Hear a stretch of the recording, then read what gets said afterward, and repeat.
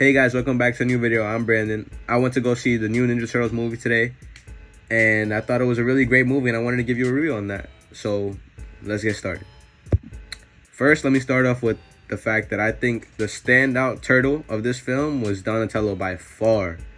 And that's very interesting because Donatello is usually like the background character for the most part of the Ninja Turtle movies. Like he's never the main turtle. He's never like the funniest one. He's like Donatello's like the tech guy, the nerd one. That they don't really give him as much as they give the other ones, which is very interesting in this movie because he takes up more of the funny role, like which is usually Michelangelo's part, but he really owns his role in this movie. Like he really did good. And he usually in other movies doesn't get as many lines as he does in this one, but in this one he's truly like a main character. He's like the most important, not most important, but the most entertaining turtle in this movie by far. Like Raphael is always gonna be him. Leonardo's always the leader. Michelangelo's always the funny guy. But Donatello really played his part in this movie, and I will give him the best turtle of this movie. Another character that was also a standout in this movie was Fly Guy. Fly Guy was a great character and a great villain for this movie. He's played by Ice Cube, which who would have thought Ice Cube was a great voice actor, am I right? Like that's crazy. But he took his role and ran with it. Besides the turtle, he had the most comedy in the film. He was probably the funniest character. I'm not gonna lie, he's probably the funniest character in this movie. And he really blew me out the water with this role. He really took it serious, I could tell, and he really killed it. This cast was full of great actors, like Bruce Lee as Master Splinter, Ice Cube, like I just said, as Fly Guy, John Cena as Rocksteady, John Carlos Esposito as Baxter Stockman, Seth Rogen as Bebop, and so many others. They went all out for the cast in this movie, and they all killed their roles. They all did amazing. All right, let's get into the plot of this movie and like the general story. So basically, the movie starts off with Baxter Stockman making the bad guys of the movie using the mutagen and basically creating the mutants, while he's being raided by the TCRI, which is a big part of the Ninja Turtles lore, and like in the comics they're a very big corporation and company. And Baxter Stockman is basically a lonely man in this movie, and he wants a family, so he's creating these monsters like Superfly and Bebop and Rocksteady and the rest of them, like the lizard guy. And he wants to make a super family, basically, of super mutants. And that's basically his goal. And the TCRI breaks into his apartment and is trying to capture Superfly. And Baxter Stockman is like, he's doing whatever he can to like stop them from taking his work, his family, basically, at this point.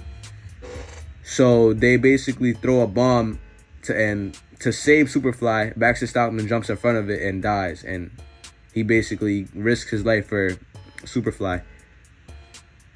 And Superfly is a baby at this point, and the rest of the mutants are babies as well.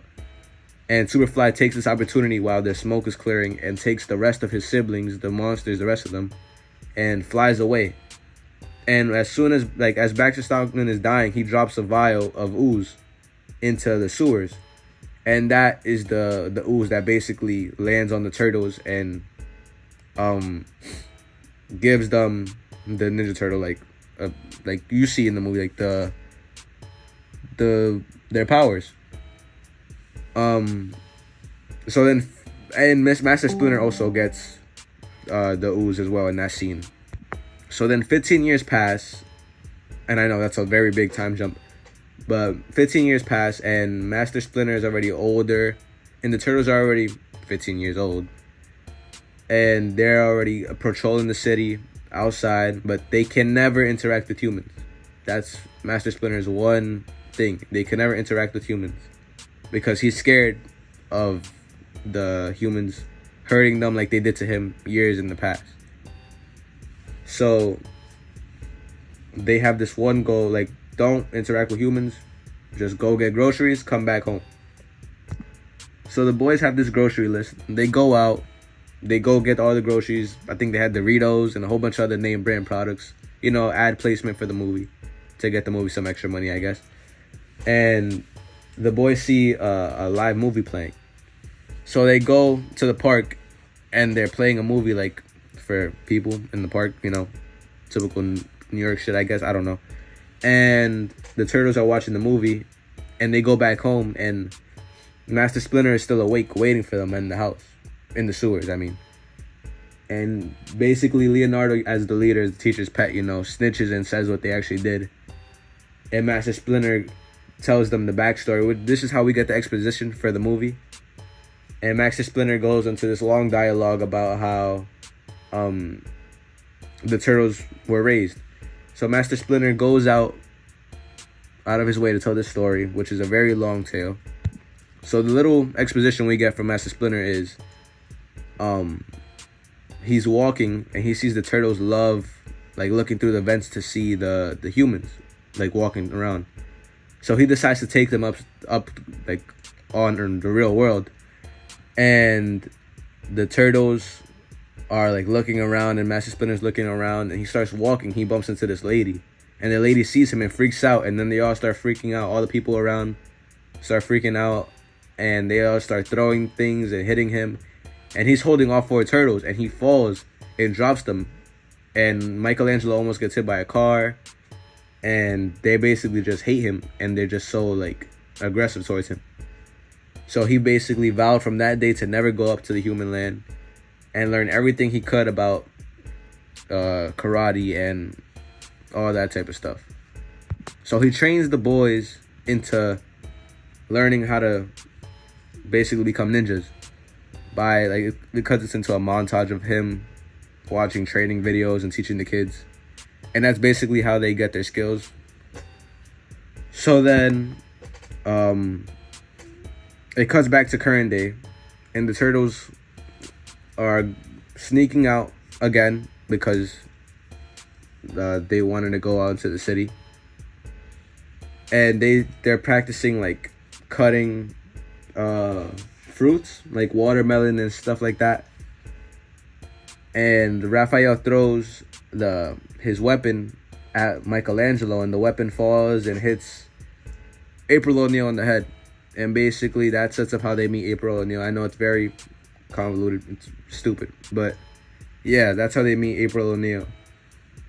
And basically she tells him about this story about Fly Guy and how Fly Guy's been taking over like the city and basically acquiring these parts to build this weird contraption. And we find out later on that this weird contraption is made to kill humans and turn them into mutants because of the way they killed his father, which was Baxter Stockman. And the turtles, their dream is to be accepted by humans and to go to high school and live a normal life.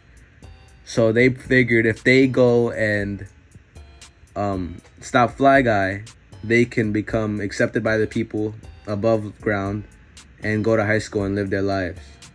So basically the whole movie goes on. They meet Fly Guy. They think he's cool, but then they realize they don't want to kill people, obviously.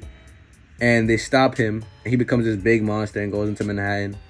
And all the news broadcasts are saying how bad the turtles are and everything.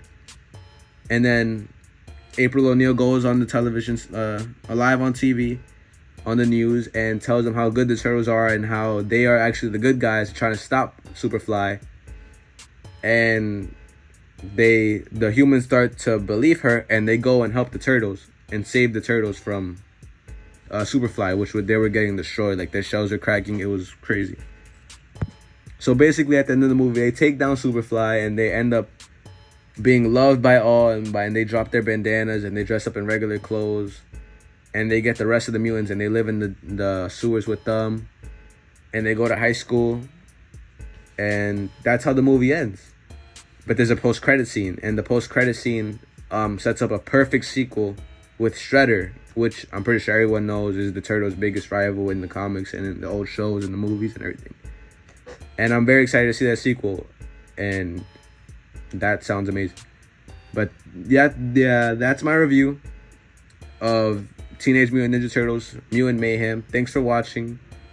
Like and subscribe. Let me know if y'all want to see more videos on Teenage Mutant Ninja Turtles or other movies. Leave it in the comments. Tell me if you had any theories, anything y'all want me to speculate on, talk about, and yeah, I'm out.